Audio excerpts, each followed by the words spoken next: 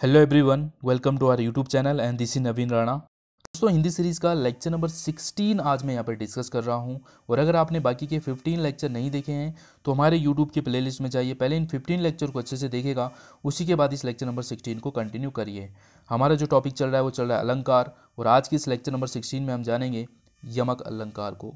तो दोस्तों, मैं काफ़ी टाइम से जो है नोटिस कर रहा हूँ आप हिंदी को बहुत हल्के में ले रहे हो और उत्तराखंड जीके पे आपका बहुत ज़्यादा फोकस बनाया हुआ है। तो ऐसा कुछ नहीं है दोस्तों। आपको जो आप पता है सभी लोग जो है उत्तराखंड जीके पढ़ रहे हैं। आपको जो है अपना सिलेक्शन लेना है तो आपको कुछ एक जो स्मार्ट तरीके से पढ़ाई करनी होगी, एक स्मार्ट तरीके से सोचना होगा। तो यहाँ पे मैं थोड़ा सा आपको कुछ बताने की कोशिश करूँ, आप ध्यान से समझिए। आप सभी का जो रुझान मैं देख रहा हूँ वो है उत्तराखंड जीके की तरफ बहुत ज़्यादा है, और हिंदी की तरफ आप उतना ध्यान नहीं दे रहे हो। बट अगर मैं आपको यहाँ पे बताने की जो मैं कोशिश कर रहा हूँ, मैं ये कहना चाह रहा हूँ कि आपका जो फोकस ज़्यादा जो है मेरे देखने से हिंदी पे ज़्यादा होना चाहिए। अब ऐसा क्यों? हिंदी से सिर्फ 20 मार्क्स आ रहे हैं, उत्तराखंड जीके के जो है 40 मार्क्स होंगे, और बाकी के जो जीएस होगा वो 40 का होगा। तो इस तरीके से आप सर आप तो कह रहे हैं कि हिंदी पे ज़्यादा फोकस करेंगे, यहाँ से सिर्फ 20 ही मार्क्स मिलेंगे हमें, उत्तराखंड से तो 40 मिलेंगे। तो मेरा कहने का मतलब ये है, मैं स्मार्ट तरीके से बताने की कोशिश कर रहा हूँ। अगर आप यहाँ पे देखेंगे हिंदी में टोटल कितने हैं, 35 ही चैप्टर हैं, 35 ही टॉपिक है टोटल। अगर आपने एक अलंकार को अच्छे से समझ लिया तो आपका 1 मार्क्स फिक्स हो जाता है। अगर आपने संधि को अच्छे से समझ लिया तो आपका 1 नंबर फिक्स हो जाता है। अगर आपने समाज को अच्छे से जान लिया तो 1 नंबर आपका फिक्स हो जाता है। मतलब इस तरीके से अगर आप इन 35 चैप्टर को कर लेते हैं तो यानी कि आपके 20 मार्क्स यहाँ से फिक्स हो गए। आपको ज़्यादा भटकने की ज़रूरत नहीं पड़ेगी। बट अगर आप उत्तराखंड जीके की कंप्लीट भी करते हैं तो आपको नहीं पता क्वेश्चन कहाँ से बनेगा ही बनेगा। आप सिक्योर नहीं हो कि इस टॉपिक से क्वेश्चन ने 100% आना ही आना है, वो क्वेश्चन कहीं से भी आ सकता है। बट हिंदी में आप श्योर हो आपको संधि से एक क्वेश्चन देखने को मिलेगा ही मिलेगा। तो आप संधि को अच्छे से क्यों कवर नहीं कर लेते? आपको अलंकार से एक क्वेश्चन देखने को मिलेगा ही मिलेगा, आप अलंकार को अच्छे से कंप्लीट क्यों नहीं कर लेते हो? तो मेरा कहने का मतलब ये है कि आप जो है हिंदी में हमें पता है कि यहाँ से ही क्वेश्चन आएंगे, बट हम उत्तराखंड जीके में नहीं कह सकते कि क्वेश्चन कहाँ से बनेगा। हिस्ट्री पढ़ते हैं हम उत्तराखंड जीके की, तो हिस्ट्री में क्वेश्चन किस जगह से बनेगा हम नहीं कह सकते, बट हिंदी में तो हम कह सकते हैं। तो जो हमारे हाथ की बात है पहले उससे आप अच्छे से कर लें, तो हिंदी में जो आप 20 में से 20 आसानी से ला सकते हो, ये मैं कहने की कोशिश कर रहा हूँ। हाँ, उत्तराखंड जीके में आपको ज़्यादा फोकस करना है, मैं मना नहीं कर रहा हूँ, बट हिंदी को भी आपको हल्के में नहीं लेना चाहिए, ये मैं कहने की कोशिश कर रहा हूँ। ठीक है, तो उत्तराखंड जीके को आप पढ़ो, डिटेल से पढ़ो, डेप्थ में पढ़ो, पर हिंदी के जो है हर एक चैप्टर को अगर आप कंप्लीट करते हैं तो आपको ऐसा फील होना चाहिए कि मेरा 1 मार्क्स पक्का हो रहा है। तो इस तरीके से आप जो है हमारे इस सीरीज़ में कंटिन्यू रहिए। आप 35 लेक्चर जो है हमारे 35 टॉपिक जो हमारे होंगे ये हिंदी में, संधि, प्रत्यय, उपसर्ग जो है ये सब जो है, समास, अलंकार, इस तरीके से 35 जो है हमारे यहाँ पे टॉपिक हैं हिंदी में, इन सबको अगर आपने अच्छे से कवर कर लिया तो आप यहाँ से जान सकते हैं कि आपके 20 मार्क्स पक्का हो चुके हैं। बस आपको 80 मार्क्स के लिए आप तैयारी करनी है, और इस 80 में जो 40 में से उत्तराखंड, इस 40 में से जो है आपको कितने कितने आपको पता है 10 क्वेश्चन तो इसमें ऐसे हार्ड आएंगे ही आएंगे। ठीक है, तो आप उसके लिए भी कोशिश करो, बट आप एक स्मार्ट तरीके से समझो कि आप हिंदी में जो आपने 20 मार्क्स अपने सिक्योर कर चुके हैं, अब आपके पास जो है 80 की लड़ाई आपको लड़नी है, और 80 में से अगर आपने 50 भी ला दिए तो 70 नंबर पे आपका सिलेक्शन आसानी से हो जाएगा। ठीक है, अब आप देख लें अपनी कैटेगरी वाइज, आप देख लें कट ऑफ क्या जाती है, तो 70 के आसपास अगर आप रहते हैं तो आपका सिलेक्शन हो सकता है यूके ट्रिपल एसी में, कोई डाउट नहीं है। ठीक है, तो कहने का मतलब मेरा ये था यहाँ पे कि आपको हिंदी में जो है अपना इंटरेस्ट को बनाए रखना है, आप इसको हल्के में ना लें। आप इसमें आसानी से 20 में से 20 ला सकते हैं, क्योंकि हिंदी हमारे हाथ में है। हमें पता है संधि से एक क्वेश्चन आना ही आना है, तो आप संधि को अच्छे से कवर कर लो, संधि को जान लो। हम डेप्थ से यहाँ पे पढ़ा रहे हैं। आपने अगर हमारे बाकी के लेक्चर देखें तो आपको पता हम कितने डेप्थ में पढ़ रहे हैं हिंदी को। तो आप बस लेक्चर को कंप्लीट करो, आपके 20 मार्क्स की सिक्योर हो जाएंगे, आपके हाथ में हो जाएंगे। बस आपको लड़ाई लड़नी है 80, और 80 में से आपको ये टारगेट रखना है कि मेरे को 55 नंबर यहाँ से लाने हैं 80 में से बस। ठीक है, क्योंकि 20 आपके पास आ चुके हैं। तो इस तरीके से अपनी रणनीति को सेट करें और एक स्मार्ट तरीके से पढ़ने की कोशिश करें। ठीक है, तो चलिए आप बाकी आप समझदार हो ही, तो जानते हैं आज की इस लेक्चर में यमक अलंकार को। यमक अलंकार होता ही क्या है देखिएगा। यमक अलंकार की मैं डेफिनेशन की अगर मैं बात करूं तो यमक अलंकार क्या होता है, जहां एक शब्द एक से अधिक बार आए और हर बार जो है उसका अर्थ अलग अलग हो, वहां पर यमक अलंकार होता है। क्या समझे, मैं ये कहने की कोशिश कर रहा हूँ एक शब्द जो है एक से अधिक बार आना चाहिए, एक शब्द जो है एक से ज़्यादा बार होगा ही होगा और उसका हर बार जो है उसका अर्थ क्या होगा, अलग अलग होगा। एग्जाम्पल से देखते हैं यहाँ पे देखो, काली घटा का घमंड घटा, ये आपके पास एग्जाम्पल है। वो पूछा जाएगा इसमें कौन सा अलंकार है, तो आपको पता होना चाहिए कि 2 बार रिपीट हो रहा है, काली घटा घटा का घमंड घटा, ये घटा जो है 2 बार रिपीट हो रहा है और इसका अर्थ भी जो है अलग अलग होना चाहिए दोनों बार। तो आप यहाँ पे देखेंगे यहाँ पे जो है घटा शब्द का प्रयोग 2 बार हुआ है और दोनों बार उसका अर्थ अलग अलग है। पहली घटा का अर्थ है बादल, ये जो है काली घटा, यानी कि इस घटा का जो अर्थ है वो है बादल, यानी कि काले बादल, जो काले बादल हैं। और दूसरे घटा का अर्थ है कम होना, यानी कि इस वाले घटा का अर्थ क्या है, कम होना, यानी कि जो काली घटा थे, काले बादल था, उसका क्या हो गया, घमंड घट गया, यानी कि उसका घमंड क्या होगा, कम हो गया। तो यहाँ वाला घटा का मतलब हो गया कम होना और इस वाले घटा का मतलब क्या होगा, बादल।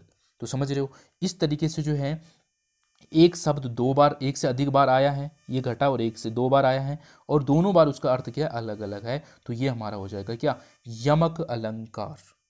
अब आपको क्लियर हो गया होगा ऐसा मैं आशा करता हूँ। ठीक है, यमक अलंकार क्लियर हो रहा है। चलिए वन मोर एग्जाम्पल, एग्जाम्पल हम ज़्यादा से ज़्यादा करेंगे, आपको यहाँ से क्लैरिटी मिलती रहेगी। देखिएगा इस एग्जाम्पल में देखते हैं, माला फेरत युग भया फिरा न मन का फेर, कर का मन का डारी दे मन का फेर। इसमें देखेंगे आप मन का शब्द जो है बहुत बार रिपीट हो रखा है, यानी कि आप यहाँ पे देखें, यहाँ पे जो है मन का शब्द का प्रयोग बार बार हुआ है और एक इसमें जो है एक बार जो है मन का शब्द का जो अर्थ है वो है मोतियों की माला और दूसरी बार जो है मन का शब्द का अर्थ है हृदय से। तो यानी कि जो यहाँ पर कहने की बात ये हो रही है कि माला फेरत युग भया, मतलब जो माला फेरते फेरते जो आपने देखा होगा, जो ये मोतियों की माला होती है साधु लोगों के पास होती है, ठीक है, और ओम करते करते वो इस माला को जो है फेरते रहते हैं, इस तरीके से आगे बढ़ाते रहते हैं, ठीक है, और फिर जो है वहीं पे आती है और फिर उसको ऐसे फेरते रहते हैं। तो कहने का मतलब यहाँ पे है कि माला फेरते फेरते जो है कई साल बीत गए हैं, फिरा न मन का फेर, अपने हृदय को तुमने कभी नहीं समझा, अपने हृदय को तुमने कभी नहीं बदलने की कोशिश नहीं की है। कर का मन का डारी दे, कर का मतलब यहाँ पे हाथ से है, हाथ की माला को फेंक दे, मतलब ये माला से, यहाँ पे जो मन का अर्थ है वो है माला से और यहाँ पे मन का जो अर्थ है वो है हृदय से।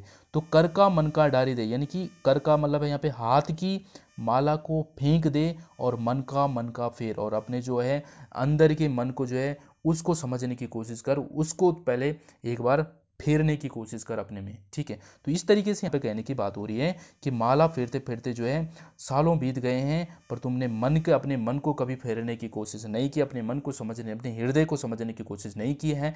कर का मन का डारी दे, जो हाथ के मन का है, हाथ की माला को इसको फेंक दे और अपने मन को समझने की कोशिश, अपने हृदय को जो है उसको फेरने की कोशिश करो, उसको समझने की कोशिश करें। तो इस तरीके से जो यहाँ पे बताया गया है, तो आप समझ सकते हैं इस मनका का जो अर्थ क्या है और इस मनका का अर्थ अलग अलग है। तो यही हमारी डेफिनेशन है यमक अलंकार की, जहाँ पर एक शब्द जो है अधिक बार आए और हर बार इसका अर्थ जो है अलग अलग हो जाए। तो यहाँ पे क्या है, एक बार जो है मन का शब्द का अर्थ है माला से और एक बार जो है हृदय से है।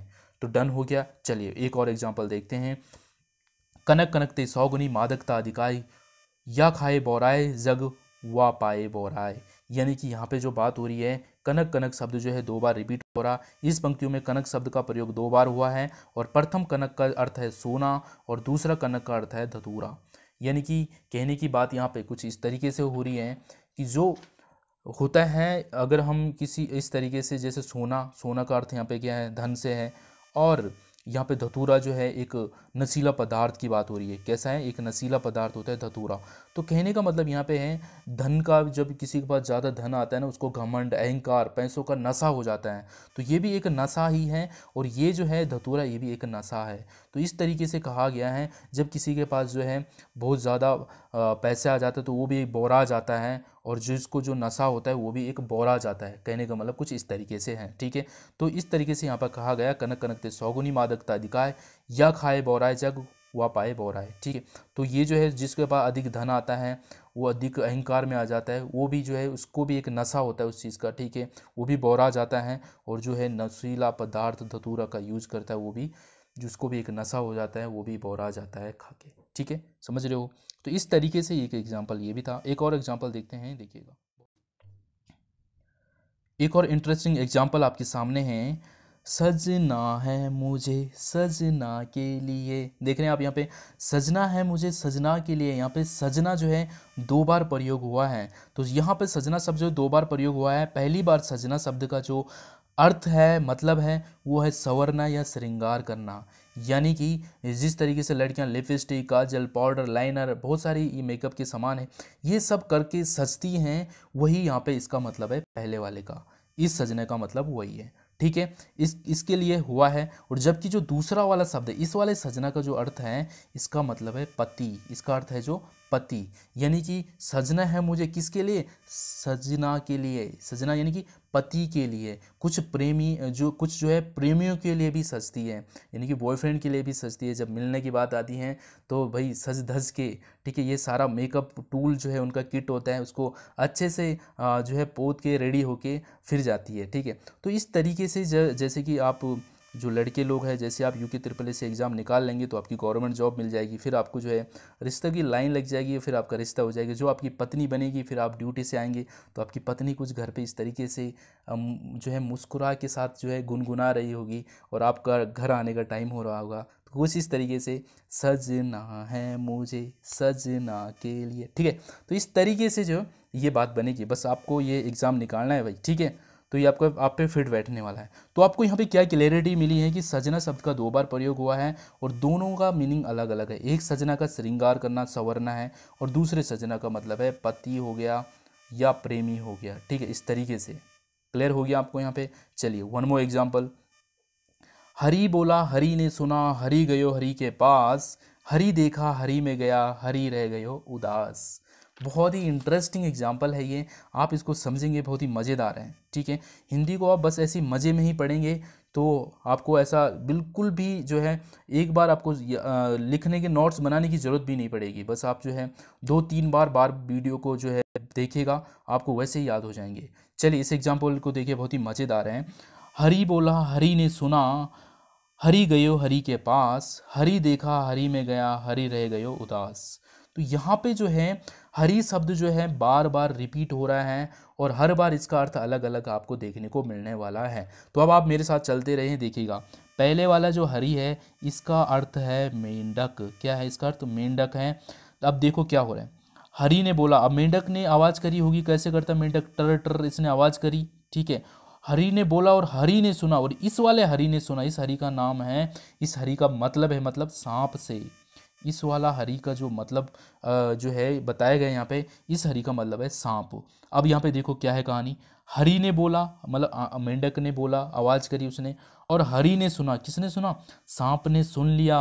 और हरि गयो, हरि यहाँ पे सांप, सांप गयो हरि गयो हरि के पास, किसके पास, मेंढक के पास गया, ठीक है। अब समझो यहाँ पे क्या है, हरि ने आवाज़ की, मेंढक ने आवाज़ करी, हरि ने सुना, सांप ने सुना, हरि गयो, सांप गयो हरि के पास, मेंढक के पास गया। हरि ने देखा, मेंढक ने देखा, हरि, मेंढक ने देखा, हरि गया, हरि देखा और हरि में गया। यहाँ पे हरि का मतलब है पानी से, और मेंढक ने देखा, वहाँ से तो आ रहा है भाई मेरा जो है यमराज साहब, तो वो क्या गया, हरि में गया, पानी में गया, और हरि रह गयो उदास, और जो सांप है वो क्या रह गया, उदास हो गया। क्लियर है आपको, क्या क्लियर हुआ यहाँ पे। इस हरि का मतलब जो है वो मेंढक से है, और इस हरि का मतलब जो है सांप से है, और एक हरि का मतलब यहाँ पे क्या है, पानी से है। तो आपको यहाँ पे देखने को मिल गया होगा कि यहाँ पर जो है अलग अलग इसका प्रयोग हो रखा है, अलग अलग अर्थ के साथ, ठीक है। तो जो हमारा जो यहाँ पे जो इसकी डेफिनेशन है वो हमारी बिल्कुल फुलफिल हो रही है, नहीं हो रही। देखो जहाँ पर एक शब्द अधिक बार प्रयोग हो रहा है, अधिक बार हो रहा है, और हर बार जो है इसका अर्थ क्या है, अलग अलग हो रहा है। तो सेम चीज़ यहाँ पे मैंने आपको बताई अभी। तो आपने क्या समझा, यहाँ पे आपने देखा इस बार हरि का मेंढक था, और दूसरी बार सांप था, और तीसरी बार पानी में था, ठीक है। तो क्या हो गया, हरि ने बोला, मेंढक ने बोला, और हरि ने सुना, सांप ने सुना, और हरि, सांप जो है मेंढक के पास गया, हरि के पास गया, और हरि ने देखा, मेंढक ने देखा, और हरि में गया, हरि में गया यानी पानी में गया, और हरि रह गया उदास, सांप ने देखा वो उदास हो गया, ठीक है। अब मेरा कहाँ से जो है मेरा खाना जो है कहाँ से बनेगा, ठीक है। तो इस तरीके से ये एग्जाम्पल आपको क्लियर हो गए होंगे, कौन सा जो हमारा ये अलंकार चल रहा है, और मैं आशा करता हूँ आपको यमक अलंकार अच्छे से क्लियर हो गए होंगे। ठीक है, इतने सारे एग्जाम्पल हमने कर दिए हैं। एक और एग्जाम्पल आपके सामने है, देखिएगा।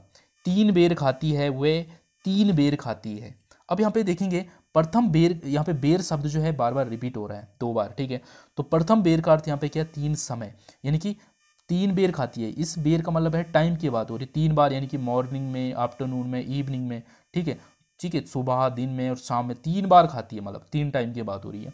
3 बार खाती है वो, 3 बेर खाती है। और इस वाले बेर का मतलब है, एक बेर है जो मतलब एक फल की बात हो रही है। इस जो अर्थ है इसका मतलब एक फल से है, बेर एक फल होता है, उसकी यहाँ पे बात हो रही है। जो नवरात्रा में आपने खाया होगा बेर, उस बेर की बात हो रही है यहाँ पे। तो अब आप यहाँ पे समझ गए, इस बेर का मतलब टाइम की बात हो रही है, इस बेर का मतलब एक फल से हो रहा है। तो दोनों एक जैसे हैं पर इनका अर्थ अलग अलग है और 2 बार अलग अलग बार रिपीट हो रखे हैं। तो ये भी हमारा जो एग्जाम्पल हो जाएगा किसका, तो ये हमारा एग्जाम्पल हो जाएगा हमारा यमक अलंकार। ठीक है, तो अब मैं आशा करता हूँ इतने सारे एग्जाम्पल करने के बाद अब आपको क्लियरिटी 100% हो गई होगी कि यमक अलंकार क्या होता है।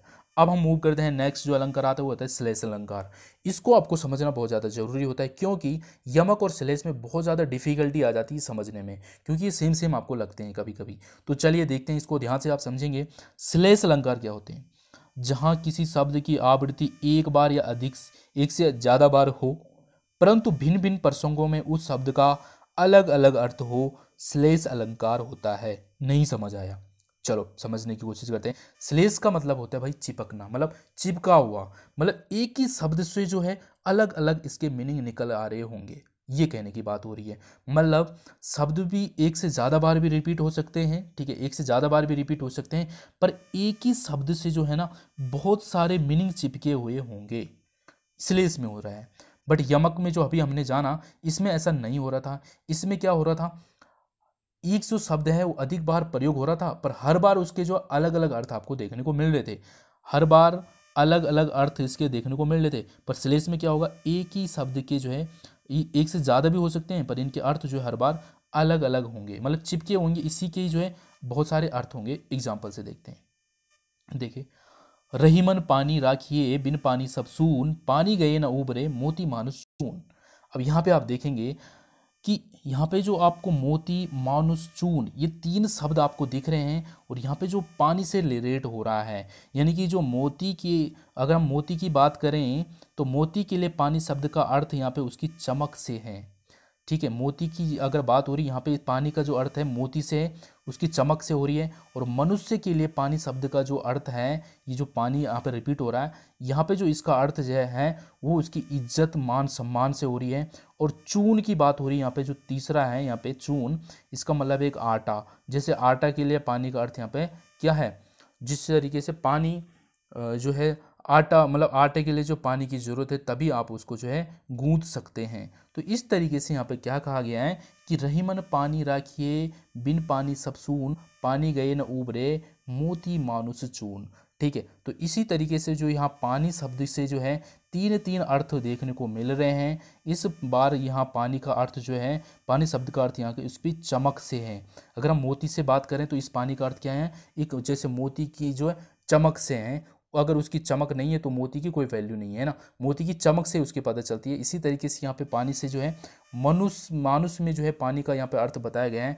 मानुष के लिए यहाँ पे पानी शब्द का जो अर्थ बताया है उसकी इज्जत से बताया गया, उसकी जो है प्रतिष्ठा मान सम्मान से बात यहाँ पे बात करी गई है अब पानी शब्द का। और यहाँ पे पानी जैसे चून है आटा, अगर उसमें पानी नहीं होगा तो आप उसको गूंद नहीं सकते हैं। तो इसी तरीके से यहाँ पे बताया गया, इस तरीके से पानी शब्द से जो है 3 अर्थ चिपके हुए हैं, समझ रहे हो आप। तो इस तरीके से जो है इसको हम क्या कहेंगे, श्लेष अलंकार कहेंगे। ठीक है, आपको एक ही एग्जाम्पल मैं आज यहाँ पे डिस्कस कर रहा हूँ, और मैं आशा करता हूँ फिर भी आपको कुछ समझ आ गया होगा। इनकी 100 में से 30% तो आपको समझ आ ही गया होगा श्लेष अलंकार क्या है। नेक्स्ट लेक्चर में हम श्लेष अलंकार के बहुत सारे एग्जाम्पल करेंगे, और फिर मैं आगे जो है यमक और श्लेष में डिफरेंट करके बताऊंगा आपको, एक एग्जाम्पल इसका और एक एग्जाम्पल दोनों में डिफरेंट करके। ठीक है, तब आपको कोई भी डाउट नहीं रहेगा।